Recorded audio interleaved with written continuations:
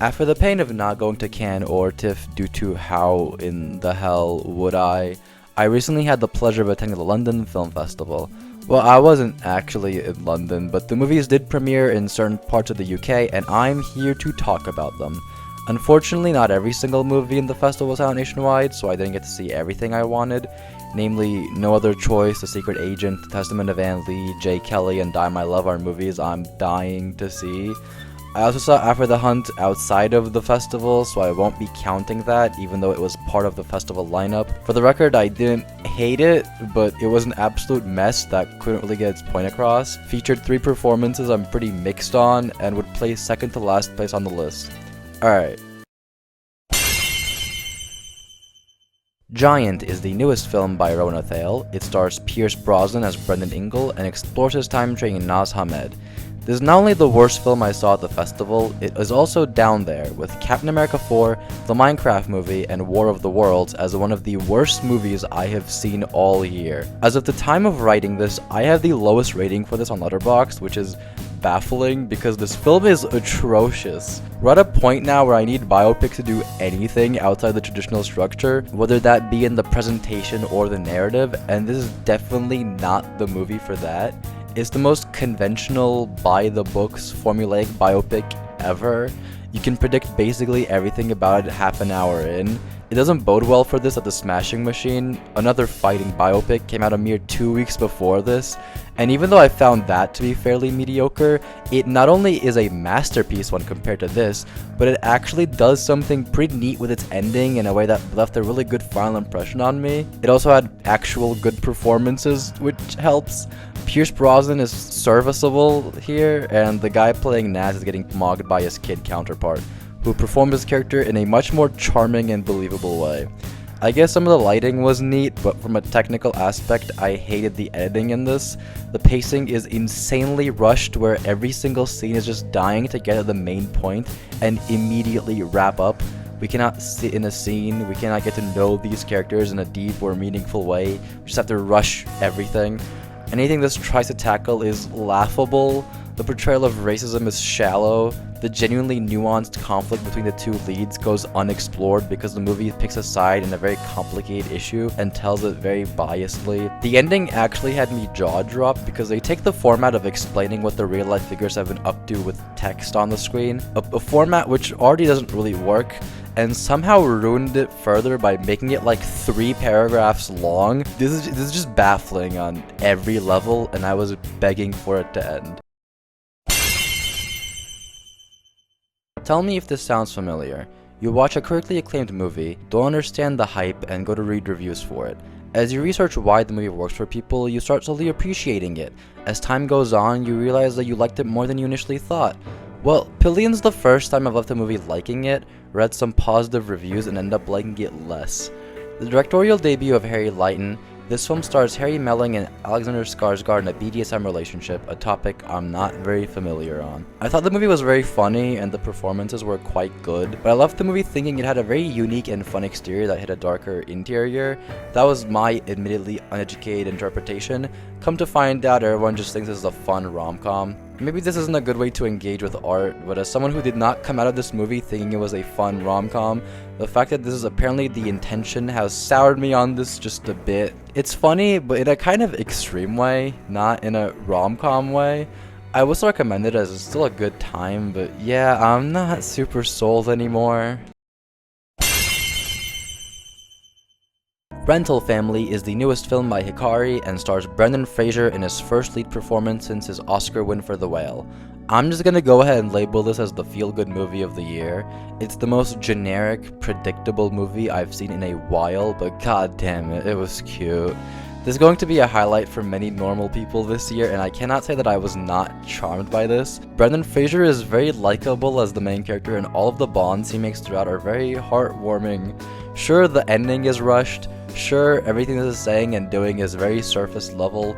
Sure, it doesn't actually attempt to tackle the ethical debate that lies at the center of the story. Yes, my only actual praise is that I had fun and made me smile. But I've seen some bad smile bait this year, and this was a nice change of pace. It also looks pretty decent and has some fun side characters. I don't know, I don't need every movie to change my life. This is a very cute and harmless little movie that I don't regret seeing. Hamnet is the newest film by Chloe Zhao, and it stars Jessie Buckley and Paul Mescal as Agnes and William Shakespeare. It is a fictional retelling of the death of their son Hamnet, which led to Shakespeare writing Hamlet. This is one of the most highly acclaimed movies of the year.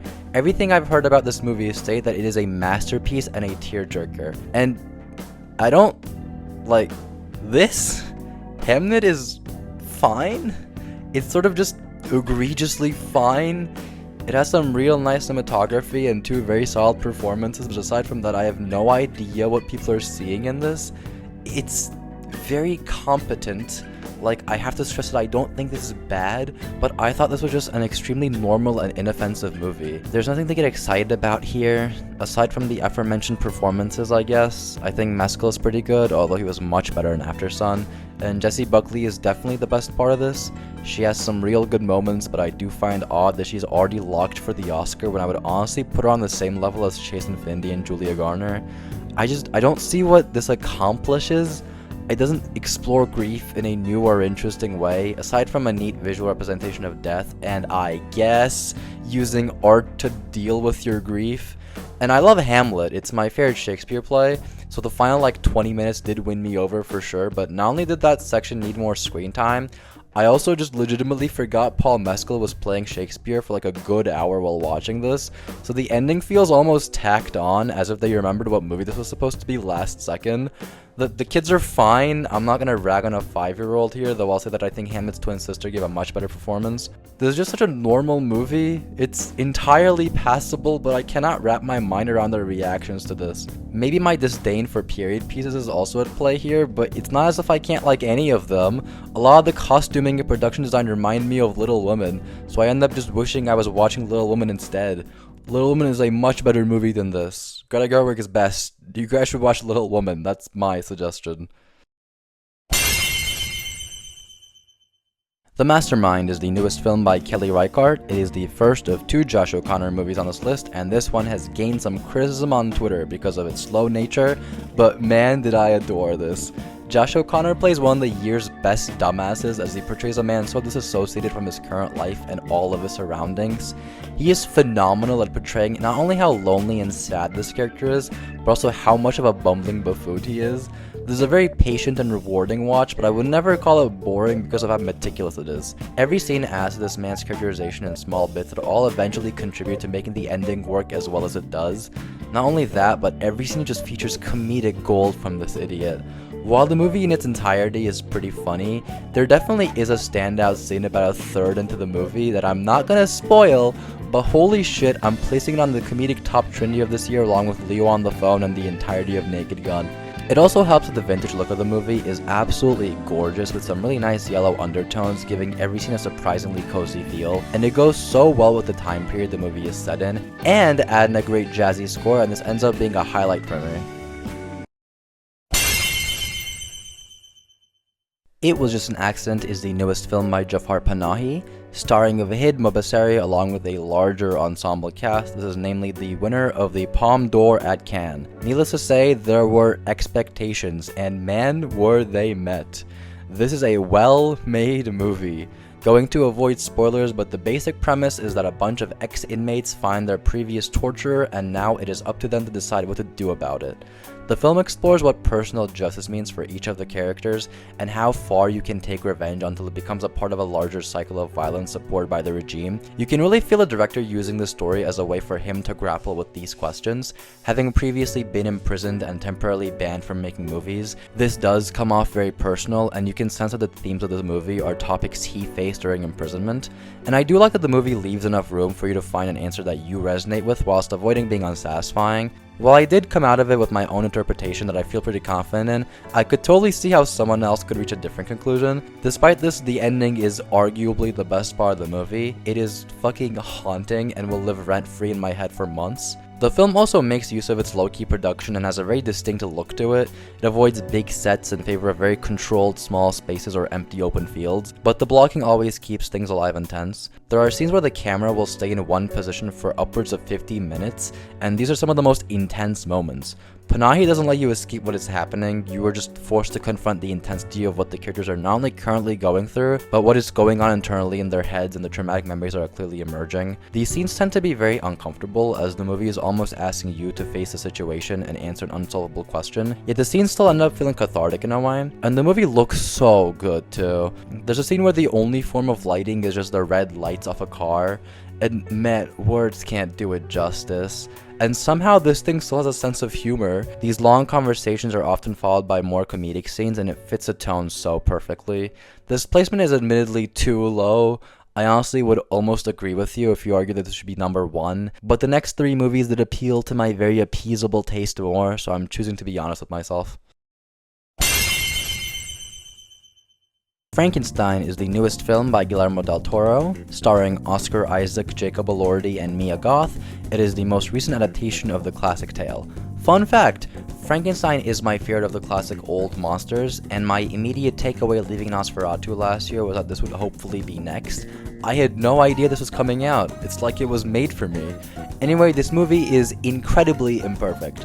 Among many small issues like awkwardly cut together scenes, blinding backlight in certain moments, distractingly gratuitous violence, and some of the worst ADR I've seen in a while, the movie is spoon-feeding you all the messages, and it is also just so long. It takes so long for Victor to create this guy, and you can shave off a good 20 minutes to make it a tight 2 hours, and you would only benefit. God damn, does this thing drag for a while. But I can't pretend like I wasn't absolutely in love with it when it was working. The presentation is just jaw-dropping, sets are massive and detailed, the costumes and makeup are grand and colorful, the cinematography is gorgeous, the scenes on the ice especially are so well lit, I was in love. This thing looks like a painting at times, and when combined with the wondrous soundtrack, it feels like an ancient storybook come to life. But I don't just like it because it's pretty. The story is, yes, unsubtle, but still extremely emotional, and I thought every beat it wanted to hit was a slam dunk. I honestly found myself closer to crying in this than Hamnet. The main reason it all works is the performances. I'll admit Mia Goth didn't have me sold at first, but as the film goes on I started to get more and more into her performance. In the beginning it feels too fake, but by the end I definitely bought her as this character. Oscar Isaac is fucking great here. He's almost channeling Christopher Lloyd in Back to the Future with his line deliveries. He's so insane and out of his mind and simultaneously depressed and regretful. It is a joy to watch. And the reviews are not lying, Jacob Elordi is Oscar worthy here. Easily the best performance of maybe the entire festival. I haven't seen the Kissing Booth trilogy, but seeing him go from Saltburn to Surprising Me and Priscilla to now this has been very gratifying. I am fighting for his Oscar nomination. This is definitely not going to be everyone's favorite as it's insanely flawed, but I was admittedly the exact audience it was aiming for. Begonia is the newest film by Yorgos Lanthimos, starring Jesse Plemons and Emma Stone. This is about what happens when a conspiracy-filled podcaster and his cousin kidnap a high-profile CEO, believing her to be an alien. And now this is my shit. How much you will like this entirely depends on how much you fuck with Yorgos, but I adored this. I think it's probably more accessible than Kinds of Kindness, though not as crowd-pleasing as Poor Things. To start, oh my god, the performances. Emma Stone is the usual good here. I don't think we'll see her in a Poor Things level performance again for a while, but that is not to say that she's underwhelming here because she commits like always. Fucking great, not her best, but only because that title has so much competition. I thought she embodied this role to a T and kept me sympathetic whilst admiring her conniving nature. But Jesse Plemons, man. As someone who thought that he should have gotten nominated for Kinds of Kindness, Academy, please do the right thing here, please. He is so fucking good here. Like, you fully believe how crazed he is, and you fully believe that he means everything he says. He is so fucking scary and so fucking funny. If you aren't on the Jesse Plemons train in Big 2025, I don't think you can be helped. Yes, this is one of those movies with no likable characters, because while you'll feel bad for kidnapped Emma Stone, you also can totally understand why Jesse Plemons' character would reach this type of conclusion and how he got to this point. While I kept rooting for her out of sheer instinct, I never forgot how this type of radicalization can happen and the part she played in it. I think the movie approaches the subject with enough empathy to sympathize with it, whilst also pointing out the insanity it encourages. The confrontations between the two leads were terrifying but very thought-provoking. It also should be a given that this is very well shot and well well directed and very sharp and funny. Like, I'm kind of assuming we're all familiar with Lanthimos. It's a giant orchestral soundtrack too, which added a low-key scary vibe to it at times. I was also thrilled to see that Good Luck Babe was actually in the movie. That's my crash out song, and I love a good needle drop. The final note I'll end on is that if you think this starts running in circles around the middle, do not worry. The final half hour is a non-stop thrill ride that had me gripped with a gigantic smile on my face. Absolutely one of the year's best. I have to make an announcement. This list was rigged from the beginning. Knives Out is one of my favorite movies of all time, and I love basically every Rian Johnson movie, so I'm approaching this incredibly biased. That being said, I found Wake Up Dead Man to be delightful. The newest film by Rian Johnson, the second Josh O'Connor movie on this list, starring Daniel Craig as well as a shit ton of others, and the third installment of the series, this film follows Detective Benoit Blanc as he attempts to solve a hell of a case. No spoilers, by the way. Let's get out of the way. Better than Glass Onion, not as good as Knives Out. I think in certain aspects it's the best of the trilogy, however. For one, this is the best looking Knives Out movie by a landslide. The gothic elements fit so well with a dark murder story, and some of the flashbacks in this are so stylish and fun. There's especially one that used a red background in such a cool way. Very well edited, and Rian Johnson continues being a hell of a director. This is also probably the deepest film so far. Like, look, I hate rich people, but I was really hoping this would say something a little new, and the exploration of religion and what it means for people, how some use it for gain while others can embody what it means to be a true Christian without even realizing, what drives someone to religion and what drives them out of it, what it looks like to actually be religious and what it looks like to truly be religious. I thought it was fascinating and handled with a surprising amount of nuance. Would even say it was moving at times. Josh O'Connor plays a man so ridden with guilt, and I thought he made for the best protagonist of the trilogy. This man is slowly shaping up to be one of my favorite actors just based off this, The Mastermind, and Challengers. Do I need to watch La Chimera now? Because I will. He's perfectly comedic here, but also deeply moving. And I also thought this is my favorite depiction of Benoit Blanc. I love how much aura he has in Knives Out. He's at times an antagonistic force in that movie and keeps hiding in the shadows, sometimes literally. And I love how angry he is in that movie. I know he has scenes where he yells in Glass Onion, it's just not the same. But Glass Onion paints him as much more sympathetic, which, yes, he cares for Marta in Knives Out, but again, it's not the same. And he just has so much gay aura in that movie with his outfits and demeanor in general. I thought this was the perfect blend of both, with him embodying all of those traits. Daniel Craig as his character is just a gift among men. Josh O'Connor definitely gives the best performance of the trilogy, but I do also think this is the best acted movie in general. I also thought it was cute the little continuity details they added, like they mentioned Blanc's article again, and I just appreciate that. I felt reward from my rewatches. Josh Brolin was also so good here as expected. That man cannot miss. I'm not going to specify anyone else in fear of spoilers. I do, however, think this had a few issues that do upset me quite a bit, however. Now, I love how these Knives Out movies throw you into new worlds with new characters. It almost feels like starting a new level at Hitman. Rian Johnson loves exploring these new playgrounds, but for the first time I do think he got a little bit overambitious. This is easily the largest movie in scope, and while it's the longest of the three, I do think it needed to have been 3 hours long. The characters here are fascinating, and a lot of them do get their moments to shine, but I never felt like I got to know them in the way I do the Thrombies. Hell, Glass Onion has way worse characters in this, but by the end of the movie, they feel like the main characters of the movie. Benoit Blanc is great, but he alone is not enough. I don't think the ensemble here ever got past feeling like suspects in the Knives Out movie. It never felt like they became their own characters, with the obvious 2 exceptions. And I do really like some of these guys, so I would have loved to see them interact more among themselves. This is not to say that none of them got their moments to shine. Hell, I'd say most of them do have at least one scene where they made an impact, apart from one who I won't reveal, but I thought they were hilarious and was disappointed with their lack of screen time. But this is a massive mystery with lots of twists and turns, and I think hyper-focusing on one new character this hard did have a slight negative impact. And while I also appreciate the harder mystery, come the fuck on, man.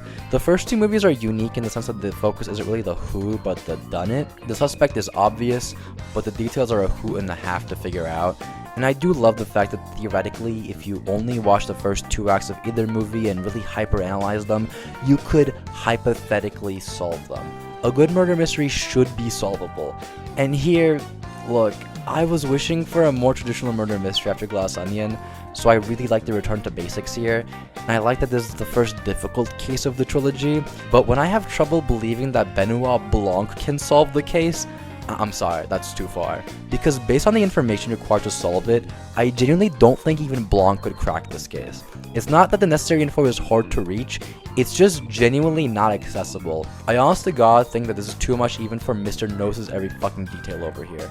But even with those looming, unsatisfying feelings, I adored this, man. I want so many more of these movies, it's unreal. I'm happy Ryan's apparently making an original movie next, but in my ideal world, he comes back this year like every other movie. This is my favorite movie I saw at the festival, and it's also one of my favorites of the year. Thank you for watching.